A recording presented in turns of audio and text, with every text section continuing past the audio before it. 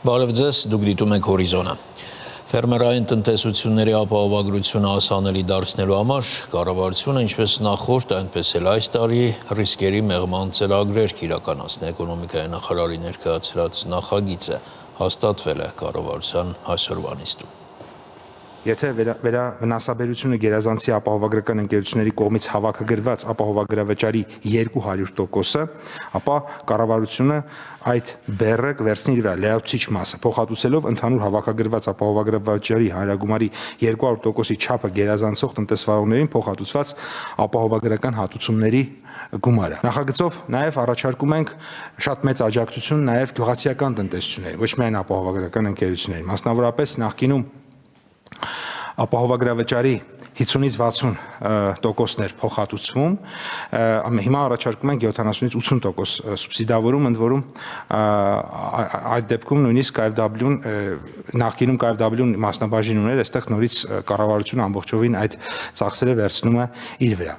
Միաժամանակ նշենք, որ վերջին 2 տարում իրականացվող գործընթացները, սա շատ կարևոր է եւ ուզում եմ հատկանշականացնեմ, սրանք ժամանակավոր լուծումներ են եւ կառավարությունը շատ վճռական է տրամադրված հաջորդ տարիների համար համակարգային լուծումներ գտնել, որոնք ոչ միայն ապահովագրության ոլորտին են վերաբերվում, այլ նաեւ զուգահեռ ենթակառուցվածքների։ Հիմա մենք փորձում ենք ապահովագրական գյուղ ապահովագրության համակարգը Հայաստանի Հանրապետությունում փրկել։ Ինչ ենք ուզում փրկել։ Որովհետև այդ ապահովագրության համակարգի ներդրումը բերել է ինչ-որ անառողջ պրոցեսների։ Պարզվում է տեղերկա մարդիկ գինեն, որ ամեն տարի այնտեղ կարկուտ է գալիս, ապահովագրում են,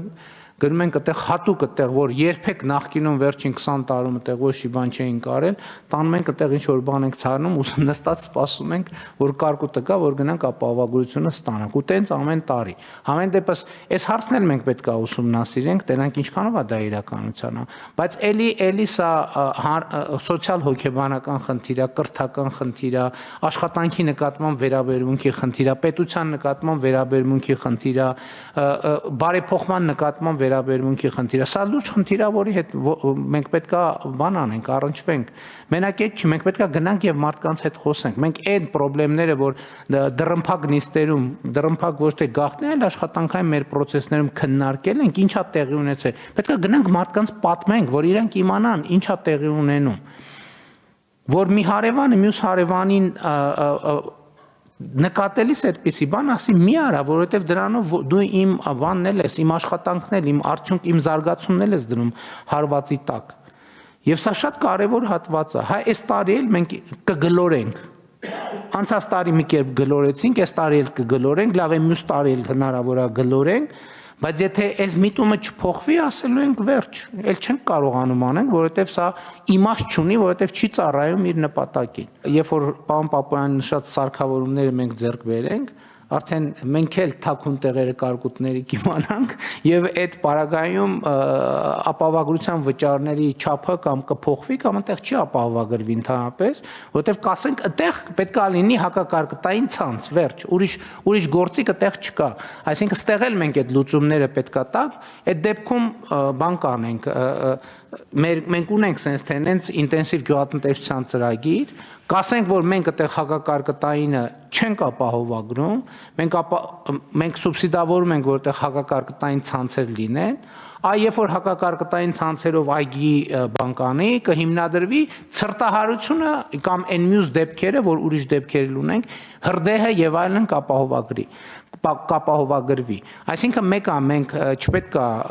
ապավինենք, որ մարդկանց կբացատրենք, իրանք է կհասկանան, իհարկե կլինեն, որ կհասկանան, բայց կլինեն, որ առանձնապես հետաքրքրություն ցեն ցուցաբերի, բայց այդ ինստիտուցիոնալ լուծումներով մենք կգնանք։ Հայաստանն ու Նիդերլանդները ռազմավարական գործընկերության փաստաթուղթ են ստորագրել։ Հայաստանում էլ պաշտոնապես բացվել է Նիդերլանդների դեսպանատունը։ Համաձայնագիրը ստորագրվել է Նիդերլանդների արտգործնախարարի Հայաստան այցի շրջանակներում։ Կասպար Վելտկամպը առաջին անգամ է մեր երկրում։ Հրապարակային տեսալուսանկարահանումից հետո Նիդերլանդների արտաքին գերատեսչության ղեկավարն ու նրան հյուրընկալող Հայաստանի արտաքին գործերի նախարար Արարատ Միրզոյանը նախ հանդիպում են առանձնազրույցի ձևաչափում, ապա ուշ նրանց են միանում երկու երկրների պատվիրակությունները։ Փակ դռների հետևում քննարկումները եզրափակվում են Հայաստանի եւ Նիդերլանդների ռազմավարական գործընկերությունը խորհրդանշող փաստաթղթի ստորագրմամբ։ Սա գործընկերության նոր փուլ է, որի մասին նախարարները նշում են լրագրողների հետ հանդիպմանը։ Այսօր մենք թևակողում ենք գործընկերության նոր փուլ, որը քիչ առաջ արձանագրեցինք Հայաստանի եւ Նիդերլանդների թագավորության միջև ռազմավարական գործընկերության մասին հռչակագրի ստորագրմամբ։ Սա նոր հանգրվան է, որը թե խորհրդանշական է, թե միևնույն ժամանակ պարտավորեցնող։ Ուստի շնորհավորում եմ բոլորիս այս կետին հասնելու կապակցությամբ եւ շնորհակալություն եմ հայտնում տարված աշխատանքի համար եւ մեզ մաղթում հաջողություն։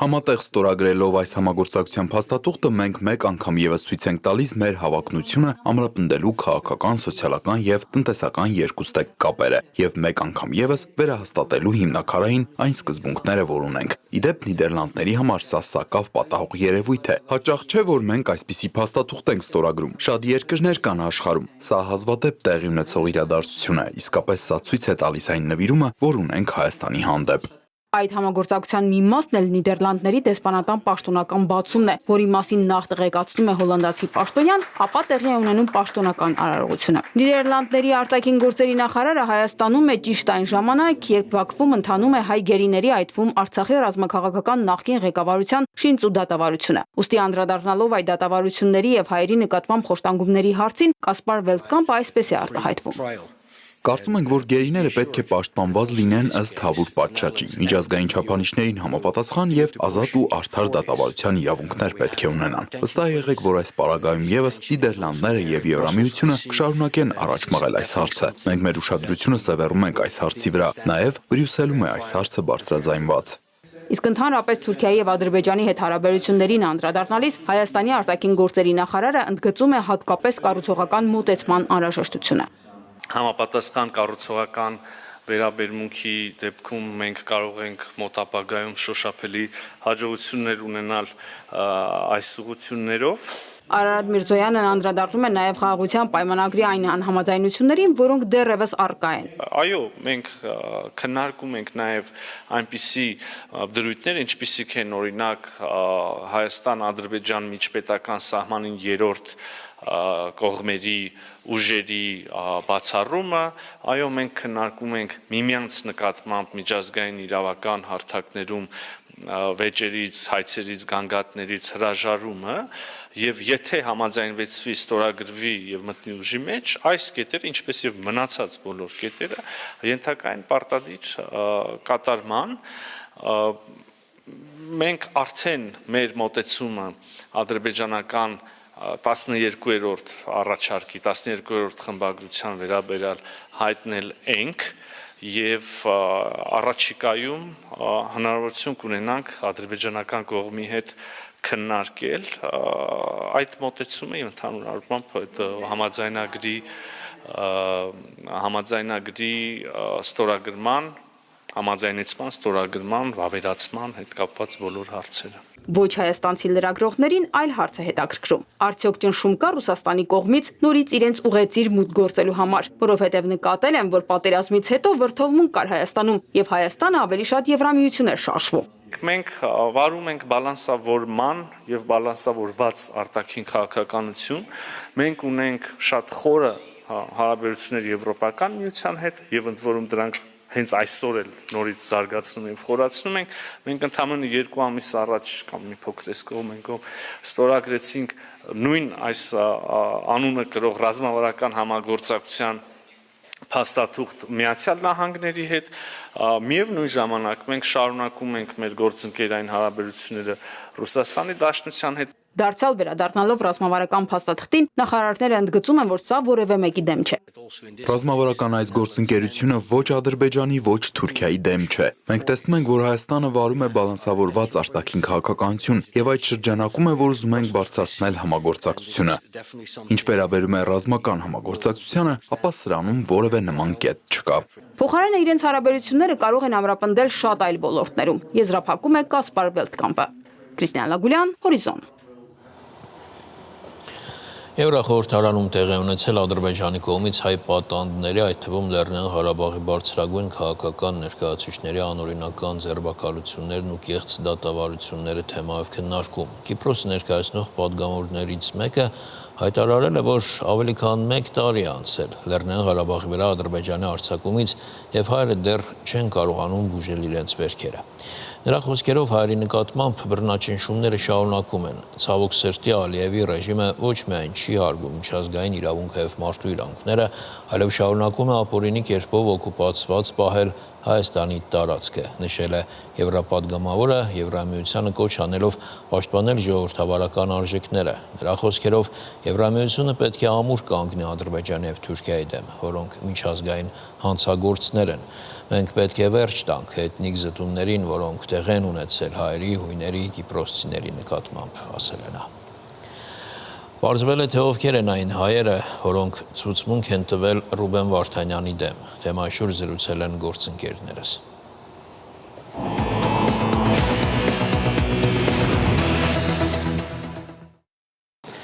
Հիշեցնեմ, 3 Ադրբեջանի ռազմական հարցերով դատարանի նիստում այդ 2 հայկական ազգանուն ունեցող անձնավորությունները ներկայանալով որպես վկաներ ցուցմունք են տվել Արցախի նախկին պետնախարար Ռուբեն Վարդանյանի դեմ, հայտարարելով, թե նրանք տեղեկություն ունեն այն մասին, որ Վարդանյանը հավաքագրում էր վարձկանների, որպեսզի նրանք կռվեն Ադրբեջանի դեմ եւ իրենց վճարում էր ամսական 700-ից 2000-ական դոլար, թե իբրև թե ֆինանսավորում էր Հայաստանից ականների տեղափոխումը Արցախ եւ ականապատումը տարածքների, թե իբրև իր փողով ստեղծել է 3 ռազմական մթերքի պահեստ,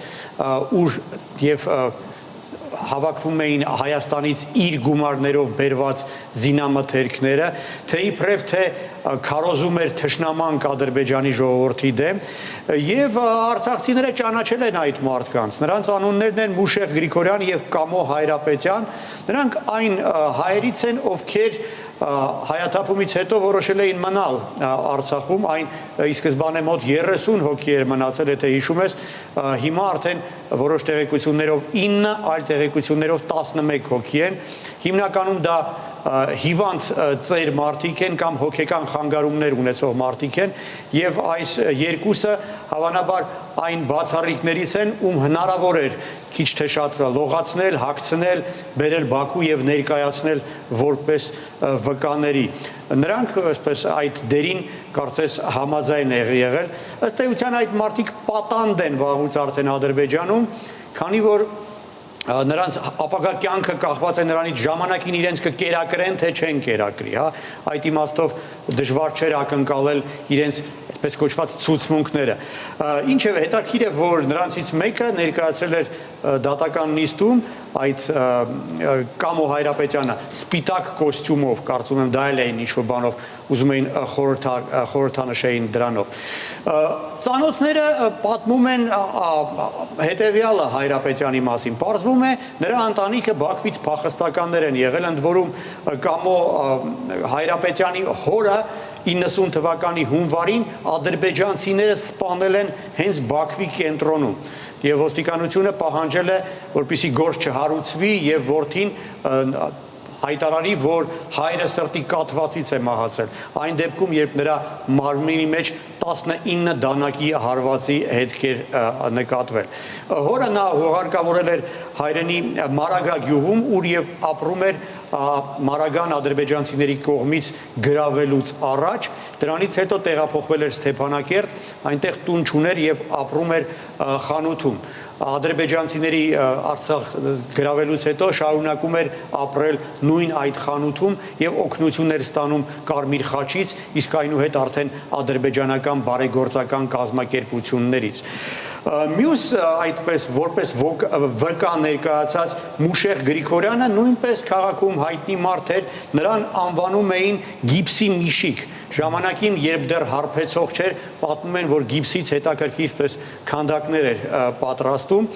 Այդ գիպսի միշիկը այժմ ալկոհոլիկ է, այսինքն վաղուց արդեն ոգելիցի այսպես կախվածություն ունի եւ ադրբեջանական քարոզչության ամենաայսպես սիրված հերոսներից մեկն է, սիրով հարցազրույց է տալիս ադրբեջանական լրատվամիջոցներին Հավանաբար դրա դիմաց 1 կամ 2 շիշ հոնորար ստանալու դիմաց համացանցում ժամանակին տարածված էր մի տեսանյութ, ուր նա փողոցով անցնում է Ստեփանակերտի հարբած եւ մեքենայից ադրբեջանցիները նրան ծաղրում են, բայց ավելի տարածված է մեկ այլ տեսանյութ, որը արդեն պրոֆեսիոնալ ձևով է նկարահանվել, քարոզչական նպատակներով Նելսոն Ստեփանյանի հուշարձանի առջև կանգնած այդ գիպսի միշիկը պատմում է, թե ինչ լավն են ադրբեջանցիները, թե ինչքան են իրեն սիրում, թե հյուրասիրում են, կերակրում են եւ շատ լավ են վերաբերվում իրեն եւ Արցախում մնացած մյուս հայերին։ Այն, որ ահա այսպիսի մարդկանց են որպես վկա ներկայացնում դատարանում, դա ոչ միայն անբարոյական է, այլ նաեւ ծիծաղելի, դե գլխավոր այն է, թե ինչ կարելի է ասել մի մեղադրանքի մասին, որը ամրագրվում է ահա այսպիսի մարդկանց ցուցմունքներով, մարդկանց, որոնք փաստորեն պատանդ են եւ որոնց վաղվա օրը կախված է, ինչպես ասացի, նրանից կկերակրեն նրանց, թե չեն կերակրի։ Արդյոք Եվրախորհրդարանում քննարկումից հետո հայգերիների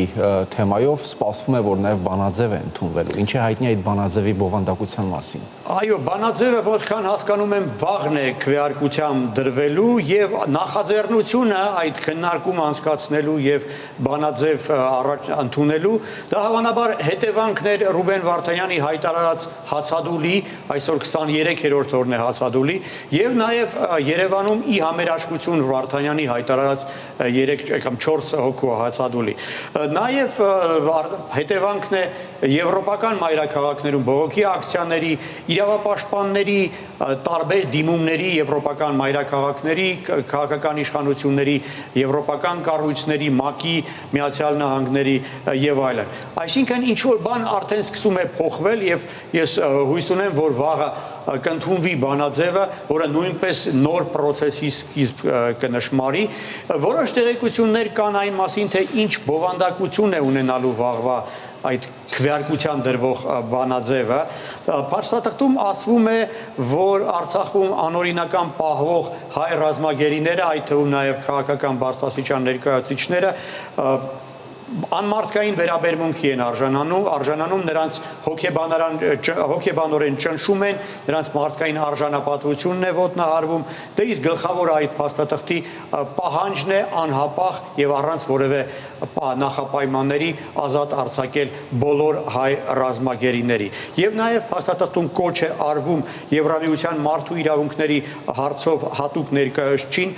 մեկնել Բաքու եւ հանդիպել հայ ռազմագերիներին։ Նաև կոչ է արվում Բաքվում հավատարմագրված Եվրամիության անդամ պետությունների դեսպաններին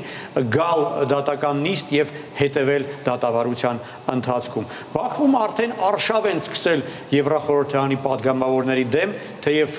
բովանդակությունը դեպ փաստաթուղթը չի ընդունված չէ։ Ադրբեջանի Մեջլիսի մարդու իրավունքների հանձնաժողովի նախագահ Զահիդ Օրուջը այսօր հայտարարել է, որ իր տեղեկությունների համաձայն հայերը պարզապես կաշառել են Եվրամիության, Եվրախորհրդանի բոլոր падգամավորներին եւ նրանք պարզապես հոնորարի դեմ են այդ բանաձևը պատրաստվում ընդունել։ Շնորհակալություն Արծուն։